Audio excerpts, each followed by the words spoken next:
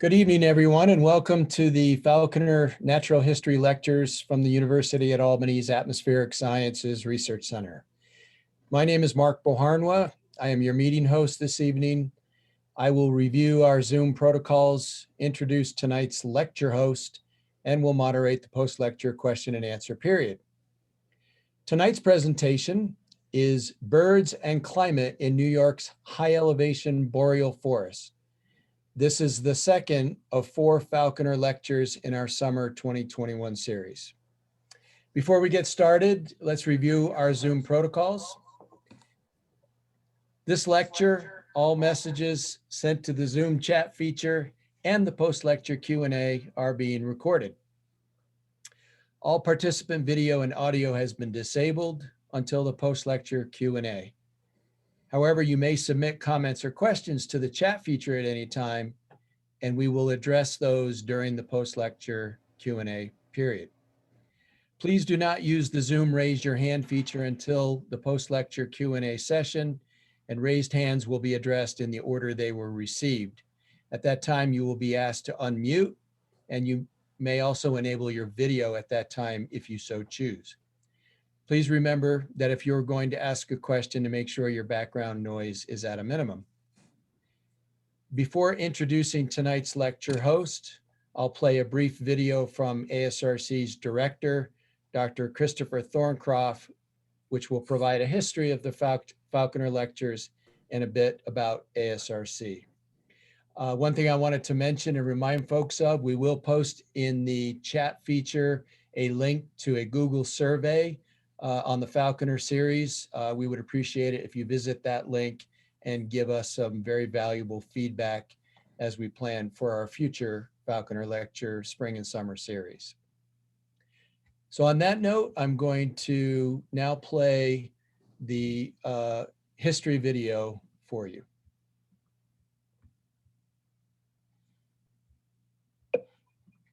Before we come to the speaker today, I wanted to say a little bit about the Ray Faulkner, whose name is given to the summer series. So in 1961, Vince Schaefer founded the Atmospheric Sciences Research Center and shortly hired thereafter Ray Faulkner as ASRC's very first full-time employee. Ray was often referred to as Mr. Weather. From his early days as a weather observer atop Mount Washington in New Hampshire to his work at the General Electric Research Laboratory in Nobel laureate Irving Langmuir's Project Cirrus, Ray was an enthusiastic disciple of the atmosphere. Ray's boundless energy was poured into public education on weather and the environment. His popular radio weather commentaries, his articles, and his lecture series made him widely known as the voice of the ASRC. Ray initiated this lecture series in the summer of '62 at Whiteface Mountain. And in 1973, ASRC expanded the series to include a spring version on the UAlbany campus, which is this present series. This series is deeply rooted in ASRC's history and offers scientists a unique opportunity to engage with the general public. Indeed, we have a fantastic slate of strong interdisciplinary talks this year. And I would like to thank Dr. Craig Ferguson and his committee for doing such a great job in creating such a strong slate. Before going on to introducing tonight's speaker, I wanted to say a few things about the center for those of you who may be less familiar with what's going on these days. I just want to highlight a few of the areas that we do that are important for the society and the state and the globe. We work on air quality and atmospheric chemistry, observations theory, including many observations that take place at our Whiteface Mountain facility. We do a lot of work on boundary layer meteorology, which is basically looking at the atmosphere close to the surface and how energy, temperature, and moisture are transmitted between the land and the lowest levels of the atmosphere. We also have a growing area in applications of artificial intelligence and machine learning. We've recently deployed some quite strong computing infrastructure to support machine learning through the Excite laboratory, and are contributing to a national institute, a $30 million institute in artificial intelligence and trustworthiness. We do lots of work in climate and weather, including extremes, and we also are very strong in renewable energy, wind and solar, to name but a few. Finally, just want to say that we're very excited about this summer. We are going to be moving into a new building, the so-called E-Tech building, this summer. And in this building, along with ASRC, we will be joined by the Department of Atmospheric Environmental Sciences, the New York State Mesonet, a Center of Excellence, the Excite Lab, as well as our local National Weather Service forecast office. A dream come true for bringing all of these entities together. And we will also be co-located with the new College of Emergency Preparedness, Homeland Security and Cybersecurity, as well as environmental engineering. A huge opportunity to promote and continue interdisciplinary research. So tonight's lecture host is Mr. Paul Casson, Operations Manager at the Atmospheric Sciences Research Center's Whiteface Mountain Field Station. Paul will now introduce tonight's guest speaker. Thank you, Mark. Pleased to introduce Dr. Jeremy Kirchman. Dr. Kirchman is the curator of birds at the New York State Museum in Albany, New York, and affiliate professor of biology at SUNY Albany. Kirchman grew up in Illinois and first became interested in ornithology while majoring in biology at Illinois Wesleyan University. He went on to study birds at Louisiana State University and the University of Florida. In addition, he has worked as a staff researcher at the Field Museum of Natural History in Chicago and a fellow at the Smithsonian Center for Conservation Genomics. Dr. Kirchman's current work at the New York State Museum is focused on continued growth and preservation of natural history specimen collections and on research regarding the biogeography and evolution of birds. The main focus of his research are those species that breed in high elevation islands of boreal forests in the Catskill and Adirondacks of New York. Without further ado, take it away, Jeremy. Thank you, Paul. I'm going to share my screen and hope that it works. All right. It's working on my end. Looks good, Jeremy. Okay, thank you, Mark.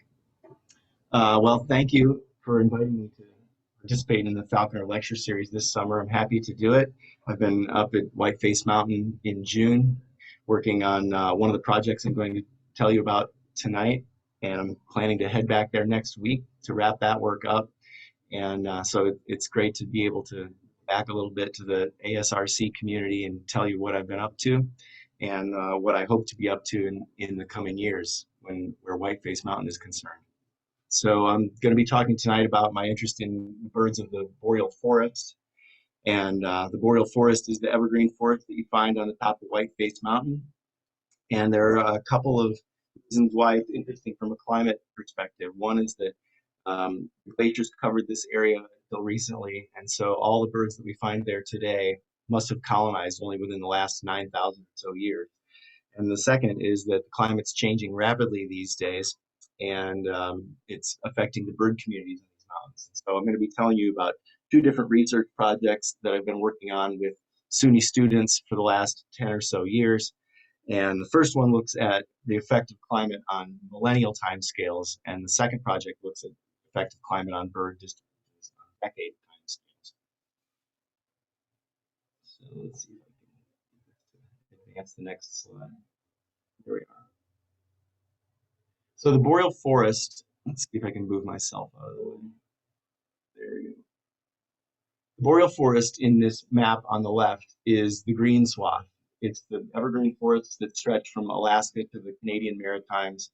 And here in New York, this is a high elevation habitat because it sits on top like a layer cake on top of the northern hardwood forests that are down here in Albany. So this picture on the right is taken in Vermont, looking in the Green Mountains. And in the wintertime, you can see this division between the northern hardwood ecosystem and above it, the high elevation boreal forest. So where the boreal forest meets its southeastern periphery here in New York and Vermont, New Hampshire, Maine, and the Canadian Maritimes, the boreal forest really constitutes an archipelago of island habitats isolated from each other and from the main swath of the boreal. If we look at the topography of northeastern US and Canada with this shaded satellite image, you can see that there's a dividing line between the St. Lawrence River Valley and Seaway and the Great Lakes and these higher elevation areas to the south and east, such that these different mountain ranges pop up like little islands among a sea of deciduous forest. So the Catskills are the southern periphery of the range of many of these boreal forest songbirds that nest in this ecosystem. And north of that in the Adirondacks, and then stretching to the north and east, the Green Mountains, the White Mountains, the Christmas Mountains, the Chickasha Mountains, and the Cape Breton Highlands. These are all study sites that I've visited with students over the last several years, surveying birds and collecting specimens and sampling DNA from populations in order to look at the biogeography of these bird populations. So, for example, one species that you find when you hike uphill on Whiteface Mountain is black-polled warbler. Its distribution in New York is indicated down here from the 2000 breeding bird atlas data.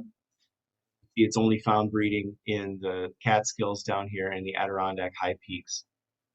But its geographic range for its breeding season stretches all the way to Alaska. So right here at the southern periphery, black-polled warbler is really a mountain bird. But if you get farther north up here, it's found it more or less at sea level and it's stretching across the whole. Here's another one that's a bird that spends its summer here breeding and making babies and spends its winters in the tropics. This is called yellow-bellied flycatcher, also found in the Adirondacks and the Catskills in New York and stretching almost all the way across the boreal forest ecosystem. Boreal chickadee is another one. This is a year-round resident. So they're here all throughout the year, and for mysterious reasons not found in the Catskills, they reach the southern periphery of their breeding range in the Adirondacks. And one more example is the Canada jay, formerly known as the gray jay. Also a boreal forest specialist found in the same habitats that you'd find boreal chickadee in, and found in our state only in the Adirondacks. So looking at these range maps, you can see that there are a large number of species, these four plus several others, that are more or less co-distributed across the continent. They're all specialists on this habitat. They all meet their southern periphery in the high elevation boreal forests of the high peaks of the Adirondacks. So as I mentioned in the beginning, the climate connection is that we know that none of these ranges could have been where they are today as recently as 9,000 years ago. We know that from pollen records, from boreal bogs, and from ponds.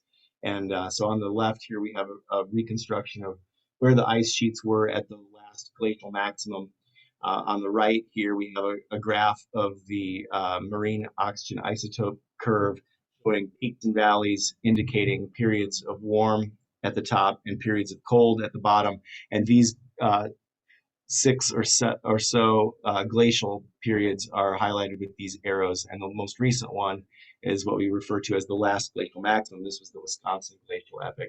And you can see that where the birds that I'm interested in are breeding today could not be a suitable habitat for them as recently as a few thousand years ago. So we're wondering how it is that this community has assembled and whether it's assembled congruently over the years and where the birds were before they were where they are today. So here are the kinds of questions that I'm interested in when it comes to the boreal forest birds as it pertains to climate. So first of all, do different bird species have congruent histories following the Pleistocene ice ages? Just to say, did they all colonize instantly and together, or did they do it one at a time? Which ones came first, and where did they come from? Second, to what extent are isolated mountaintop populations genetically distinct from each other and from the contiguous populations to the north and west that stretch all the way to the land? This is a DNA lab project trying to figure out how the populations are structured genetically. And finally, how have climate and bird distributions changed in recent decades as anthropogenic climate warming has pushed birds around the globe? So, as I said, the last several years, I've endeavored to approach these questions by sampling birds in their breeding habitats and bring those samples back to the museum to study them in the DNA lab. We've different field crews in different years, but we've covered the Catskills and Adirondacks. We've gone to the Northwest Mountains in Maine, the Green Mountains in Vermont, and most recently trips to Newfoundland and Labrador with field crews surveying birds and also catching birds in nets and sampling them for blood for questions. So we catch birds by setting up mist nets. Mist nets are very fine nylon mesh nets that you stretch between two poles like you would stretch a volleyball net. But unlike a volleyball net, the net comes all the way to the ground. And so we hike to the high elevation sites where we hear these birds singing and where we know they're nesting. And we set up mist nets, and the birds crossing the path will crash into the net and then they'll fall into a little pocket, and then you've got them. Take the birds out of the net, you have the birds in your hand, you're able to sample them for a little drop of blood. This is a yellow-bellied flycatcher that I caught in Newfoundland. Here's a bicknell's thrush that was caught not far from whiteface. And we band and measure all the birds that we capture, putting numbered bands on their legs so that we know we're not sampling the same individuals over and over again. And just in case those birds get captured somewhere else and help to migrating and breeding populations. And then we give them a little poke in the brachial vein, which crosses their elbow joint, and get a little drop of blood, which we then preserve in the field in lysis buffer, and then bring that back where it's stored at -80°C, archived in our frozen tissues collection at the New York State Museum. So these samples are available to for the questions that we're interested in. They've also been loaned out several times to other researchers in different kinds of genetics questions about the boreal forest birds. We also conduct point counts and to try to survey the bird diversity that we're not catching in the nets. So these are some pictures of our crew standing still and listening with a clipboard and writing everything we hear within 50 meters of the point where we're surveying the birds. We've also measured habitat. Jeremy? Yes. Jeremy, sorry to interrupt. Just every once in a while, your microphone kind of drops out. So if you could be sure to speak really loudly and clearly, I think that makes a difference. Okay. I Sorry. think I'll also be able to cut down the ambient noise. So just excuse me for a second. Okay. We have an airport near here. All the planes fly right over my house. Turn off this fan too. Okay. Now it's a little quieter in here. Maybe that'll be better for my microphone. Okay, so in addition to catching birds in the Boreal Forest archipelago at the southeastern periphery of the Boreal Forest belt, we're also measuring habitat characteristics, because as you go from place to place, the habitats are not exactly the same. And so we're interested in figuring out, for example, why we don't have boreal chickadees in the Catskills. And so we measure the forest canopy height and assess the different tree species that are in each place. And we also make these measurements of what's on the ground as a way of quantifying what the habitat looks like in terms of forest structure. So these are all the places that we've visited over the years. Several different sites in the Adirondacks and the Catskills, Mount Mansfield in Vermont, a couple places in Maine, the Cape Breton Highlands in Nova Scotia, and several places in Newfoundland. So we've got forest data from all these places, and we've also got genetic samples to be able to compare all these different species to see how their genetic gene pools match up with one another. So when we get back to the lab, we extract and we sequence mitochondrial DNA. And for our most recent analysis, we've gotten DNA sequence data from 475 individuals of 6 co-distributed. We then align these sequences to determine how different they are from one another. And then we construct these median joining parsimony networks for each species. That's what this diagram in the middle down here looks like. These are ball and stick diagrams where each bird that has the same copy of the gene is lumped into the same circle. And circles are separated from one another by mutations. So 2 circles that are close to one another and connected by a short line differ by only 1 nucleotide across the length of that gene. And the different colors are coded to the different places where we've caught the bird. We're looking for clustering of haplotypes, similar genotypes from different places to see if there's any sort of original structure to the gene pools. And then we compare pairwise genetic differences using a measure that we call FST, between the different mountain range populations. So in this case, we're pooling all the individuals that we would have caught from the Adirondacks, say, or the Catskills, and then asking, how much of the variation in the data set is different. And then finally, we try to put this into perspective with respect to historic climate change by estimating what the species distributions were at the last glacial maximum using GIS models. So this picture here on the right shows detail from a figure that I'll explain more detail in a few minutes, that part of the talk. So in this case, we're trying to figure out where the birds were in the past by using climate models that are projected to the last glacial maximum, and then overlaying layers in GIS based on current occurrences of these different species and their preferences with respect to temperature, humidity, and tree species and things like that we measure on the forest. Okay, so now I'll show you some results from the DNA lab. These are the haplotype networks for Boreal chickadee, Canada jay, formerly known as gray jay, black-polled warbler, Bicknell's thrush, and yellow-bellied flycatcher. So these are 5 of the species that we have here in the Adirondacks. And what you can see is that all the different colors correspond to the different regions that we've sampled here in this map figure.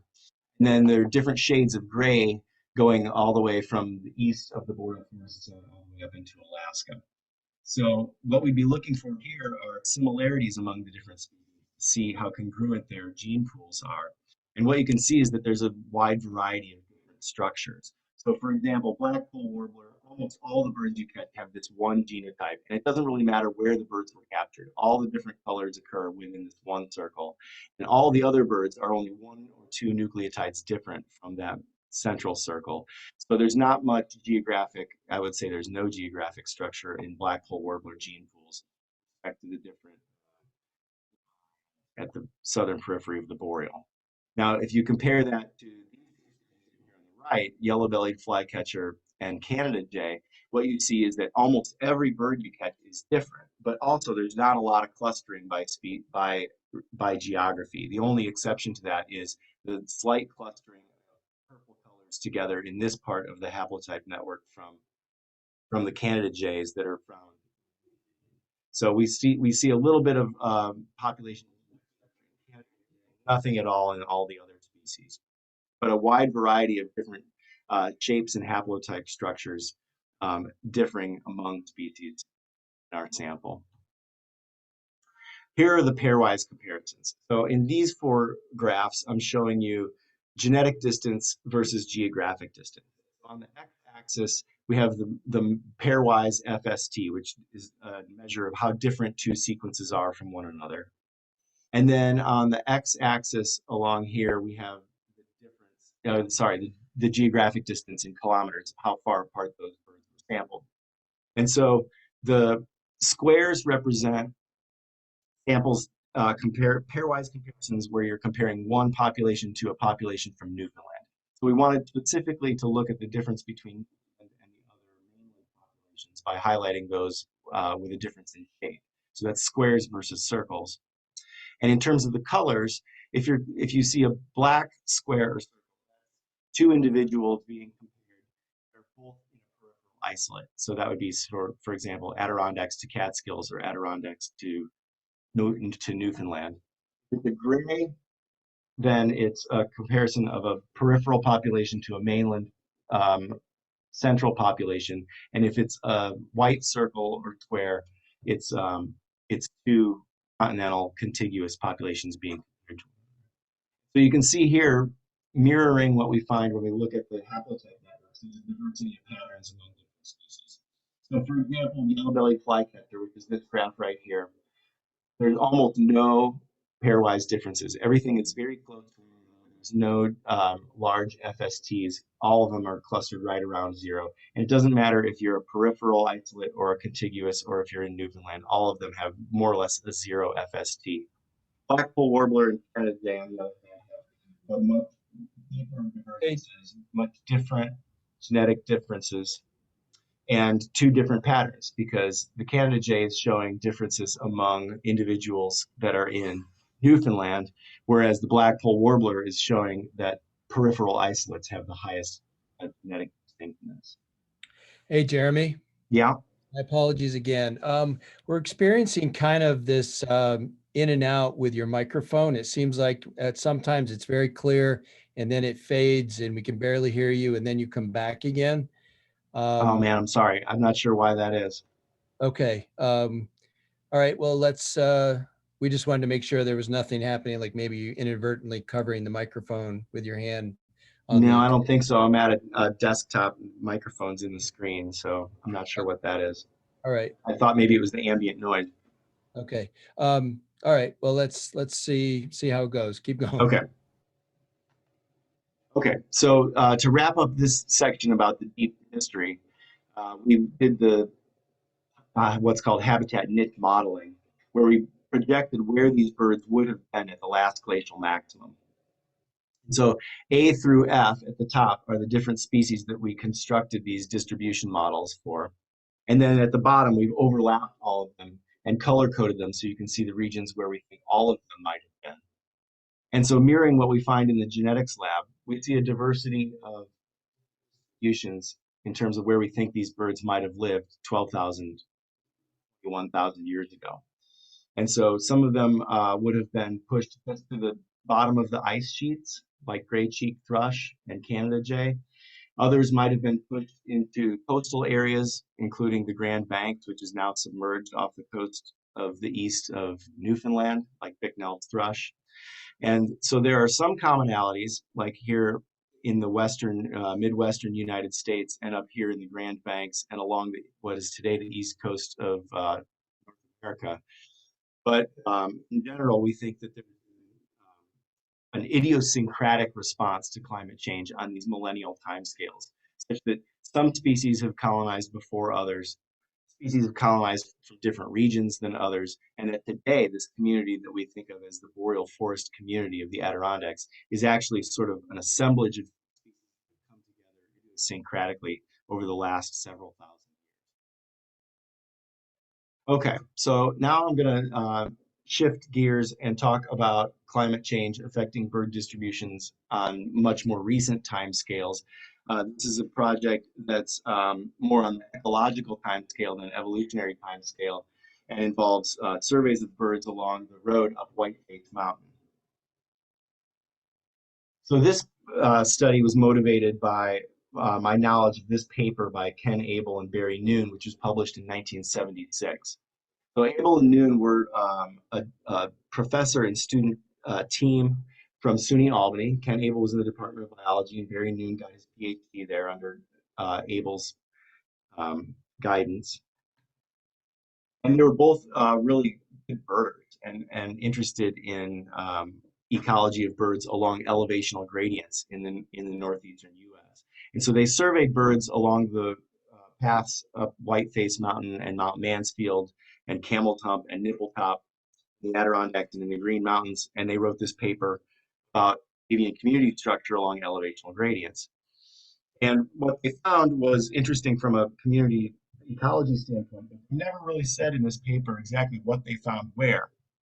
And so I became interested in trying to see how things might have changed since the 1970s. And so I contacted Ken Abel to see if I could get my hands on their actual survey data from 1974 and 1975. So here's what Ken Abel looked like in the 1990s. This was soon before he retired from SUNY. He was this is his commendation in the AUK when he won the Brewster Award for his studies of migratory birds. And so I contacted Ken. I said, I have this idea. I'd like to go back to the places that you and Barry Noon went to and see how the birds have changed. And he said, that sounds interesting, Jeremy. I'll see what I can find. And it was a long time before I heard from him again. But then I did eventually hear from him, and he'd found a box in his house in California which contained a couple of interesting things. One was this great picture of Mount Marcy, taken by Barry Noon in 1974. And the other was his original handwritten data sheets showing all the different stops that they made along the road at different elevations at Whiteface and each of the species of birds and how many they found at each elevation. So armed with this historic data, I was ready to do what I called the Abel and Noon resurvey project. And so the first step was to recruit a helper that knows birds. And so for that, I enlisted my friend Allison Van Kuren, who was a longtime New York State Museum volunteer and an active bird, knows birds by sight and song, and was able to help me doing the counts along the transects. The second step was to find the survey stations along the Whiteface Mountain Road where Abel and Noon had surveyed things. So we had the elevations and we had some verbal descriptions of what the road looked like. They were all along the toll road. The first two stops are before you get to the gate at 500 meters above sea level and 650 meters above sea level. Then you go through the toll gate right about here, and then you drive the road up, and then there were stops at 825 meters, 975, 1125, and then the switchbacks at 1275, and then at the top where the weather station is at 1425 meters above sea level. So we found these on our GPS, and we marked them, and then we endeavored to replicate the work of Abel and Noon. So from their paper, the methods that they described were actually pretty simple. Birds were censused during the 3 to 4 hours of peak activity immediately after dawn. Each station, the two observers walked in different directions, counting all the birds seen and heard. In general, there was 1 to 1.5 observer hours per station per day. Efforts were made to avoid counting the same bird by both dudes, and we consistently employed squeaking and hissing to attract birds. This is what birders do to try to get a better look at birds be in a tree. And then on successive days, we altered the order in which stations were sampled so as to reduce the bias about time of day. So this is basically what you might call birding. This is just going to a spot and seeing what's there and writing down how many birds you've seen or heard. So then the last step was to assess the dangers by comparing to the data from 40 years ago that Abel and Noon gathered, and then also to get some climate data to see if this changes that we could infer in the bird communities had anything to do with changing temperatures. So in this graph, I'm showing you the daily surface temperatures, the average daily surface temperatures recorded at the Lake Placid weather station in New York just during the breeding season. So this is cutting off the data from May 1st to July 31st. Doing that for every year from 1973 to 2014. These data are freely available from the National Climate Data Center, and that was the closest place to Whiteface Mountain temperature data. What you can see is that there's a lot of ups and downs above the trend lines, but the trends for both daily minimum and daily maximum temperatures have positive slopes, indicating the change in temperature was 1.8 degrees Celsius for daily maximum and almost 2.5 degrees Celsius increase over 40 years in terms of daily minimum temperatures. So fewer cold nights, it would seem. And in terms of the birds, we constructed a table where for each species, we indicated what the lowest boundary was and what the highest boundary was and compared them. So our observations are at the bottom, the dark gray, and Abel and Noon's observations are in the top column in light gray. So for American Crow here at the top, they found them just at the bottom two stations, and so did we. But for other species like ruby-crowned kinglet, we found them all the way at the top, whereas Abel and Noon found them only in the middle of the transect. So this table, this is just the first part of the table. It goes on for pages and pages in our paper. And then by compiling the data this way, we were able to assess shifts at the lower boundary of their range, upper boundary of their range, and then a weighted mean elevation shift, weighted by effort. And basically that takes into account how many minutes you spent at each of the different stations. So if you graph the results summarized over all species, what you see is that Abel and Noon is the red line. That's the species diversity curve, 74, indicating that as you go up the mountain, moving to your right, you find fewer and fewer species of birds. And the highest number of species, 30, was found at the very lowest elevations. Blue dotted line is the Allison Van Kuren and Jeremy Kirchman data from 2013 and 14. And you can see that we found the most species at the next highest spot, which is at 650 meters, indicating that there's been a shift up the mountain in terms of the highest diversity. And In particular, we found a lot more species at the highest elevation. A lot of the species that they would have found meeting their upper boundaries here in the middle of the mountain, we found are now making it all the way to the top of the mountain. So here is the shifting altitudinal ranges at the lower boundary and the upper boundary. And on the left, at the lower boundary, which we assessed for 23 species that were found in both surveys, we found that 13 of the 23 species have moved their upper boundary up. 7 species have not shifted their lower boundary, and 3 species have moved downhill. At the upper boundary, we see the similar pattern. More than half of the species are moving uphill at the upper boundary. 14 out of 35 species have shown no shift over 40 years, and 3 species have shifted down. So if you average the weighted mean, average lower boundaries and upper boundaries, you can see that the overall average of these 23 species is about 86 meters uphill at the boundary, at the southern range boundary, and at their upper margin, about 125 meters, 123.1 meters. So those are measurable differences, real meaningful differences, I think, occurring on decade timescales over just 40 years. Here's another way of looking at those same data. In this case, we've plotted the weighted mean elevation from 2013 to 2015, our surveys, versus the weighted mean elevation that we calculated from Abel and Noon's data in 1974. These are in meters. And the trend line passing through the origin with a slope of 1 would indicate species that are not moving at all. So any dot that you find above the line is a species that's shifting its range uphill, and any dot that you find below the line is shifting its range downhill.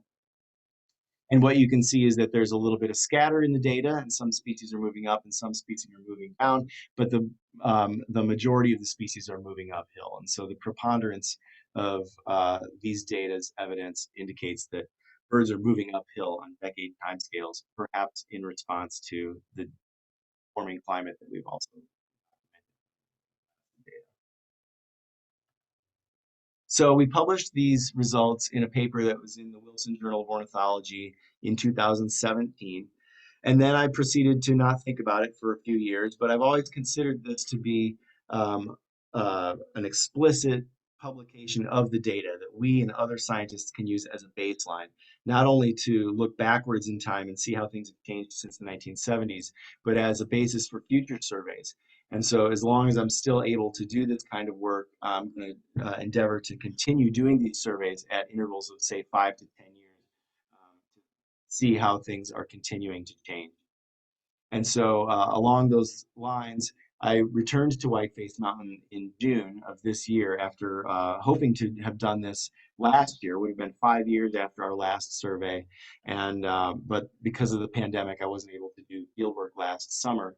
But this summer I returned with a new assistant and a couple of other new ideas to make the data set that we've begun a little better and more useful for future generations who wish to document changes. So for one thing, we have established a new transect of points that are not along the road. So you can see from this Google Earth image where our points were before. But there's also a hiking trail up Whiteface Mountain, which is and here is the little spur road that goes to the ASRC.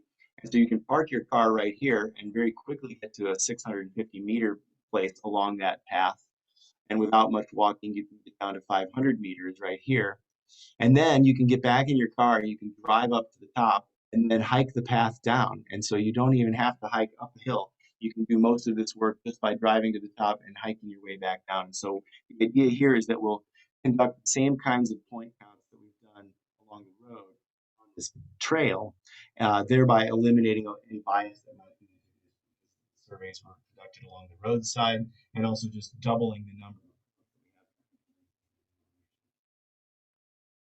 The second improvement that we've made is that we're doing these as repeated 20-minute point counts rather than just birding and fishing and writing down the number of birds that we see. We're actually doing timed point counts now, and each of these 20-minute intervals is divided up into 4 5-minute segments. And by doing that, you end up having replicants that are 5-minute point counts which allow you to assess each species' detectability, because some species will sing constantly and you'll record them each of those 4 or 5 minute segments. Other species don't sing as obviously or are harder to hear, and you might record them only once during a 20-minute point count. This is what you might refer to as their detectability. And modern statistical methods for analyzing these data require you to be able to assess the detectability of the different species. So as an improvement to our data set, we're now doing these as 20-minute so that we can trim the data set from any species that we don't think are reliably detected in the wild with our point counts. And then the last thing that we're doing this summer that we haven't done in the past is we're deploying these temperature loggers, which are called eye buttons. So you can see they're about the size of a nickel. They're about half a centimeter thick, and they're programmable. And so there's a little computer chip and a little temperature sensor in each one. You put it in a reader and you plug that into your laptop and you tell it what you want it to record. So for example, you can ask it temperature every 30 minutes until you come and pick it back up months later. The battery life is long enough where they can be temperature and humidity every 10 minutes for up to a year before you can go back and retrieve the data. So when I went up there in June, we hit all these points. We flagged and GPSed all the new points on the trail, and we deployed these eye buttons at each of these different elevations that will have a very tightly correlated temperature gradient along with our bird survey data. So this is Julian Grudens. He was my assistant this June. He's a young ornithologist with really good ears who has been working one bird job after another for the last few years, and so he's really well practiced on bird songs. It was a big help to have him on the road and on the trail. And then this picture on the right is the kind of pictures that I took after I deployed each of these eye buttons. What you do is you make a little hanger for each one and you put it in a tree and you hang it 1 to 2 meters above the ground so that you're not actually measuring the temperature of the ground, you're measuring the temperature of the air above the ground at the level the birds might be nesting. And then you put them in a shaded spot with a little bonnet over the top so that they're not getting direct sunlight on them, and then you hang it in the tree. And so I took these pictures at each of the spots that I deployed the buttons in hope that they will help me find the buttons when I go back next week. And so I've got the GPSs and I've got my handwritten notes and then I've got these photos to guide me. I'm hoping that they've all survived the summer and that all the data are faithfully recorded. And I'm thinking that this might be that the new temperature data and the new bird survey data might be the basis for a new student project. Graduate SUNY students that are interested in working with me fall. And so this is a possibility to analyze those data for the first time, see if it's promising enough to pursue in which I hope to do because I love coming back up the Whiteface Mountain. So I'll just summarize now what we've learned about the birds of the Boreal Forest Archipelago from the DNA lab and from these surveys, and then I'll the floor to questions. So first of all, geographic ranges of Boreal Forest birds shift idiosyncratically in response to changes in climate and habitat on millennial timescales. So even though we think of these as cohesive communities of birds, each different bird species has its own tolerances and its own contingencies and is responding idiosyncratically to climate changes. Ranges of most Adirondack bird species have shifted uphill in the last 40 years as summer temperatures have risen, and they're expected to continue to shift north and upslope in the coming decades, and we want to be in place to document that if we can.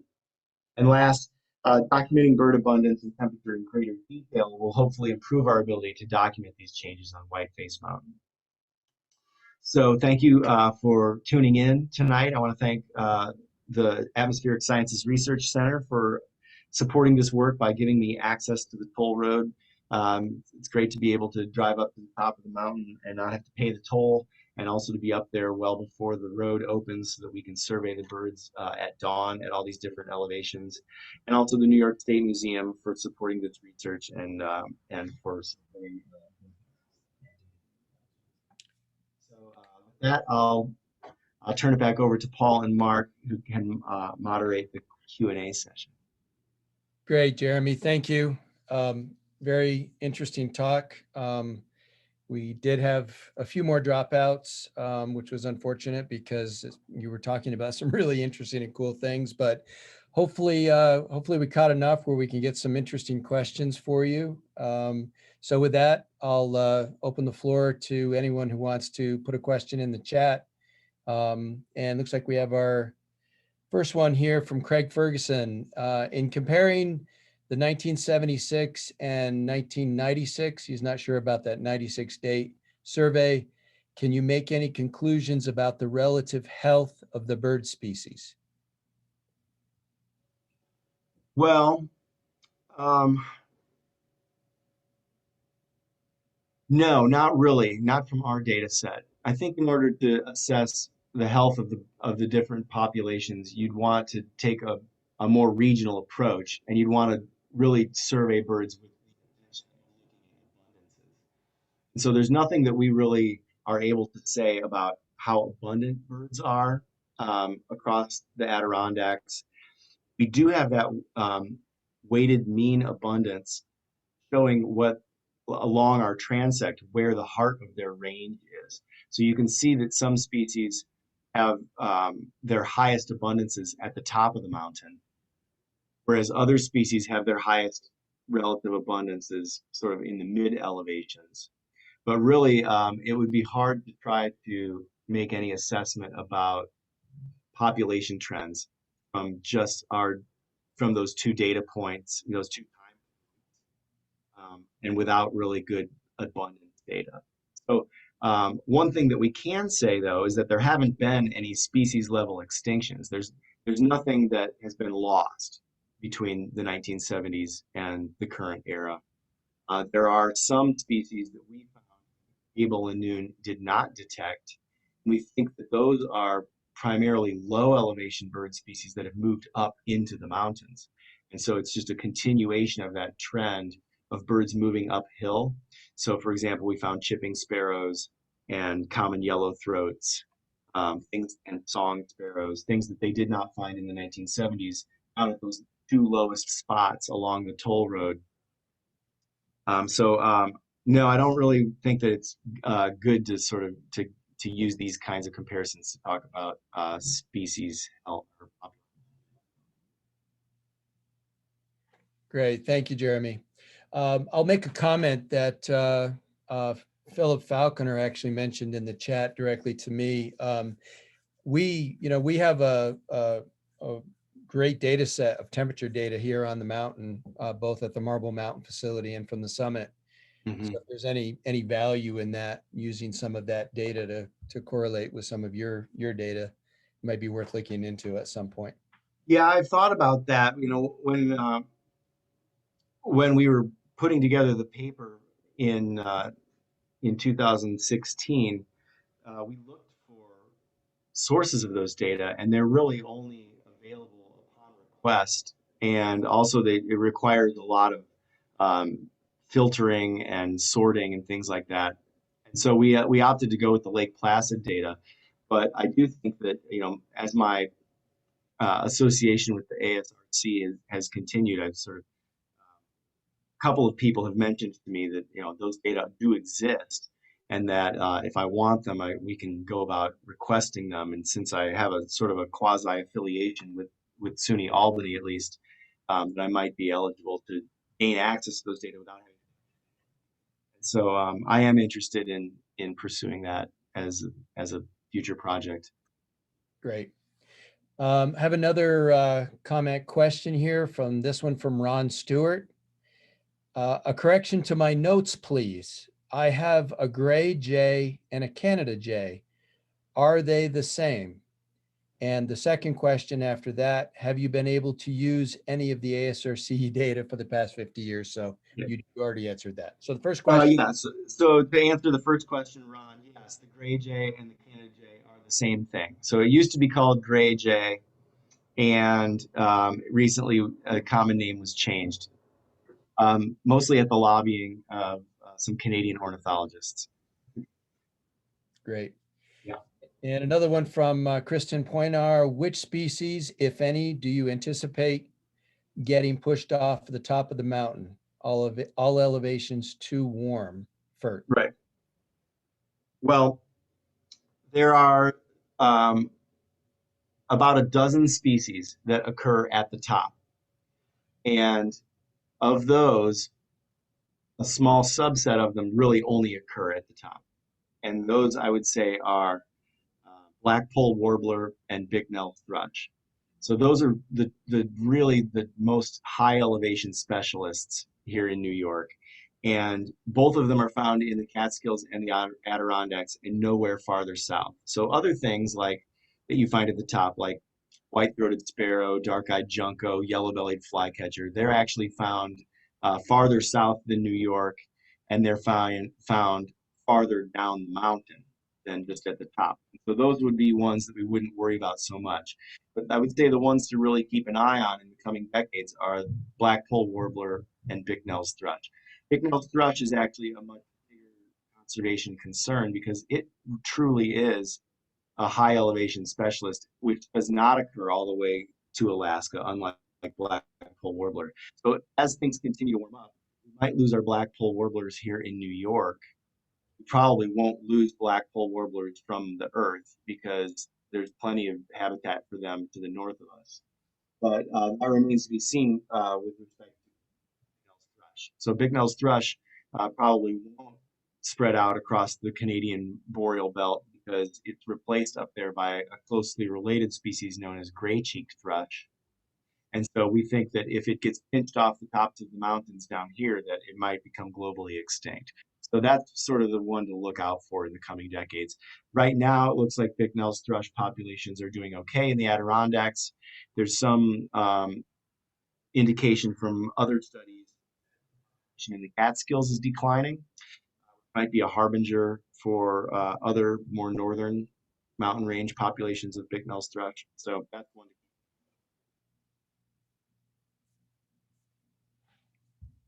Great. Thank you, Jeremy.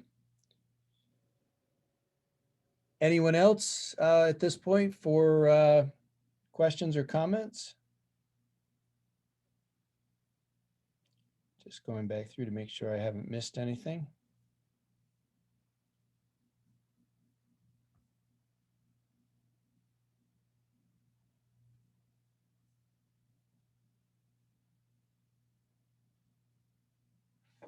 Well, it doesn't look like we have any more questions at this point, Jeremy. So I would like to thank you for a very interesting talk. We will post the video on our YouTube channel and let everyone know via an email. Okay. And thanks to Craig, I'd like to announce the next Falconer Lecture in our summer series on August 10th. The history of the ASRC Whiteface Mountain Field Station Summit Weather Observatory with our very own Paul Casson here at the Whiteface Mountain Field Station. That sounds like a good one. Thank you again, Jeremy, and let us know what you need for data. We can get it for you. Okay, thanks. Thanks again for the invitation. I appreciate everybody tuning in tonight. Thank you. Have a good evening. Great. Okay. Thank you very much, everyone. Have a All great right. Goodbye.